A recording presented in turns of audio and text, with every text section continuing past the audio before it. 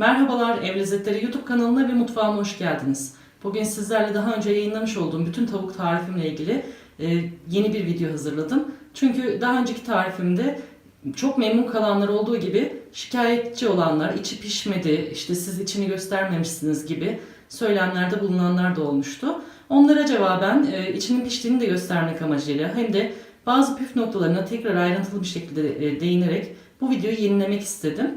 Şimdi öncelikle tavuğumuzun sosunu hazırlıyoruz. 1 çay bardağı sıvı yağ kullanıyorum. Burada baharatlarım var. Birer çay kaşığı kırmızı toz biber, kimyon, bir tutam kekik, 1 tatlı kaşığı tuz ve yaklaşık 1 çay kaşığı da karabiber kullanıyorum. Eğer çok fazla acı sevmiyorsanız karabiber miktarını biraz azaltabilirsiniz.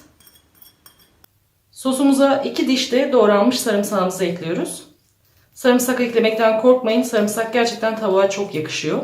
Lezzetini, tadını, kokusunu çok güzel değiştiriyor. Ama yine de çok sevmiyorsanız bir diş de ekleyebilirsiniz.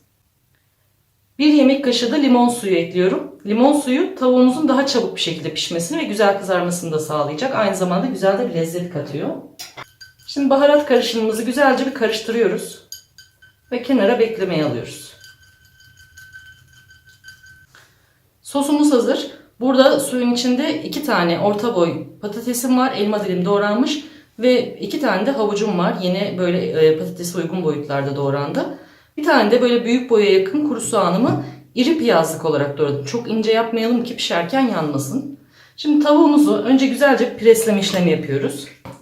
Önceki videomda da bu işlemi yapmıştım. Bunun amacı tavuğun içine sosu daha güzel bir şekilde alması ve pişerken rahat bir şekilde, çabuk bir şekilde pişmesidir. O yüzden bu işlemi mutlaka uygulayın.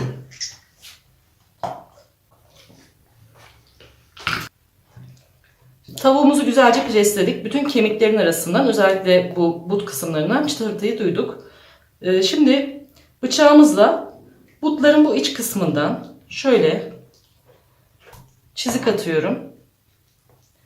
Bu çizikleri atmamızdaki amaç da sosun içine güzelce işlemesi, içinin de dışı kadar lezzetli olması için.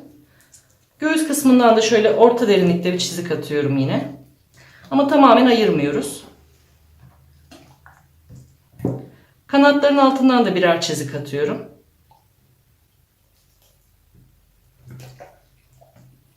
Sırt kısmında da zaten çok et yok. Derisini hafifçe şöyle çiziyorum. Sos içini daha iyi, rahat alsın diye.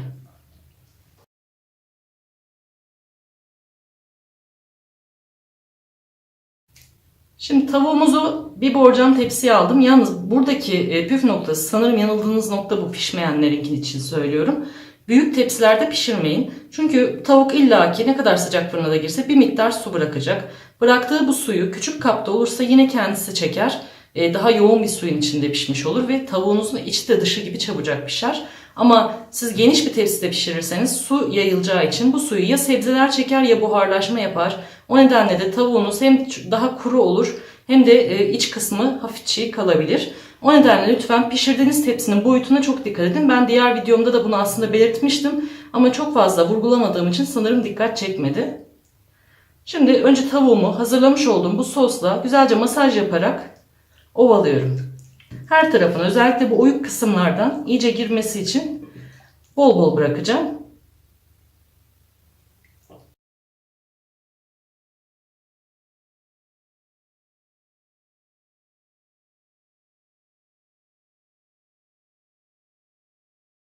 Tavuğumuzun iyice soslama işlemi bitti. Eğer vaktiniz varsa bu sosun içine tavuğu ağzını kapatın, streçleyin. Buzdolabında birkaç saat marine edin, daha da lezzetli olur.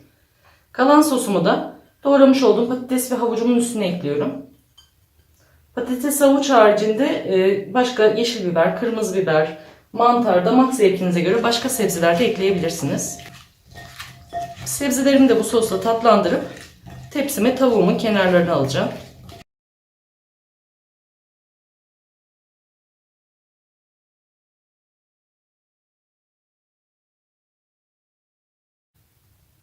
Soğanlarımı da aynı şekilde yağımın içine atıyorum.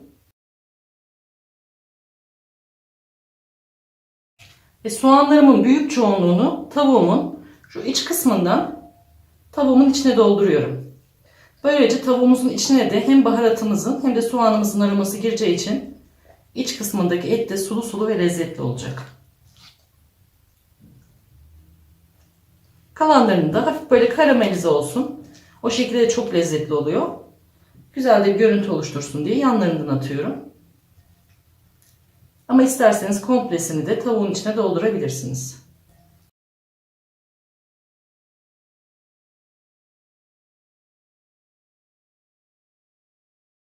Tavuğumuz fırına gitmek için hazır. Önceden ısıtılmış 190 derecelik fırında pişmeye göndereceğim. Ortalama 40 dakikayı genelde geçmez pişmesi. 1,5 kiloluk bir tavuk kullandığım tavukta bu arada. Ama olur ya 40 dakika içerisinde pişmezse, çünkü markalara göre değişebiliyor. Fırın özelliğine göre değişebiliyor. O zaman baktığınız yüzü kızardı ama iç kısmındaki eti hala sert. O zaman fırınınızın ayarını 150-160 dereceye çekin ve tavuğu fırının en alt rafına alın. Ağır ağır böyle birazcık daha bir 15-20 dakika daha içini çekmesi için pişirin. Şimdi ben tavuğumu fırınıma götüreceğim.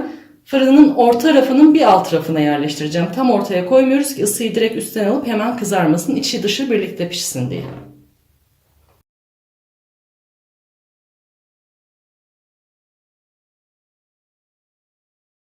Tavuğumuz fırından çıktı. Ortalama 45-50 dakika arası pişti. Dediğim gibi bu 2 sene önce yayınladığım tarifte kullandığımız tavuklarla şimdi kullandığımız tavuklar arasında gerçekten fark var. Biraz da fırınımı değiştirdim ben. Onun farkı var tabii ki. Ortalama 45-50 dakika arası hiç derecesiyle oynamadan direkt pişirdim. Hatta ben resimlerde çok yanık görünmesini istemedim. Aslında direkt ben bunu resim çekmeyecek olsam, kendim yiyecek olsam bir 5 dakika daha çıtır, daha kızarık olsun diye fırında bekletebilirdim. Ama şimdi daha fazla yakarsam resimlerde çok karanlık görünüyor. O da sizler için hoş olmuyor. Şimdi bu dibindeki sosundan üzerine şöyle bolca gezdiriyorum. Hem yüzünün kuruluğunu almak için hem lezzeti üzerine de alsın tavuğumuz.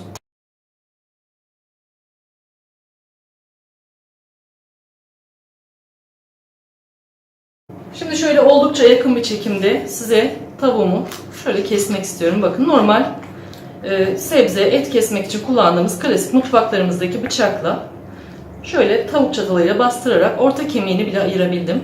Ki butlarını siz düşünün. Şöyle hemen budunun beyaz etine ulaşacağım.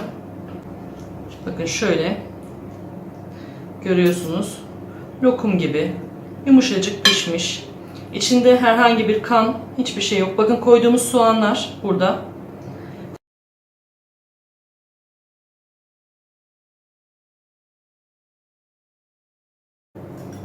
Şöyle patates ve havucumu da görüyorsunuz, bakın yumuşacık.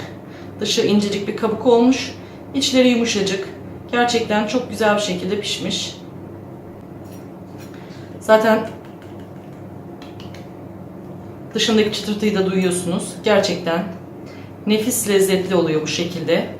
Dediğim püf noktalarına dikkat ederek yaparsanız hiçbir sorun yaşamadan pişireceksiniz. Dediğim gibi kullanacağınız fırın tepsisi çok büyük olmasın. Şu dipte görmüş olduğunuz su tavuğunuzun içinde kalsın. Sebzeler ve tavuk çeksin bu suyu, buhar olup uçmasın. Böylece çabuk pişecek. İçine koyduğumuz limon hızlı pişmesini sağlıyor. Yaptığımız presleme işlemi ve açtığımız oyuklar hızlı pişmesini ve daha lezzetli olmasını sağlıyor. Lütfen bunlara dikkat ederek aynı şekilde yapın. Çok memnun kalacaksınız eminim. Zaten yapıp başaran çok sayıda takipçi de var. Eski videomda yorumlarda görebilirsiniz. Hep teşekkür ettiler. Çok memnun kaldılar. Umarım başarısız sonuç alanlar da bu videodan sonra tekrar denerler ve güzel olumlu sonuçlarla bize dönerler. Tavuğunuzu servis ettikten sonra dibindeki yağını, suyunu, çünkü tavuk suyu da var bu yağın içinde, tavuğun kendi yağı da var. Kesinlikle atmayın lütfen. Bu suyu hemen bir süzgeçten süzün. Bir kavanoza soğuduktan sonra doldurun, kaldırın ve buzdolabında dursun. Ortalama bir hafta kadar pilavlarınıza, yemeklerinize, çorbalarınıza, tavuk bulyon niyetine kullanabilirsiniz aynı zamanda. Tarifim bu şekildeydi. Umarım beğenmişsinizdir. Sizler de yapar, sevdiklerinizle afiyetle birlikte yersiniz. Beni izlediğiniz için teşekkür ediyorum. Lütfen videolarımı paylaşmayı, beğenmeyi, kanalıma destek olmayı, videolarıma yorum yapmayı da unutmayın. Sevgiler diliyorum.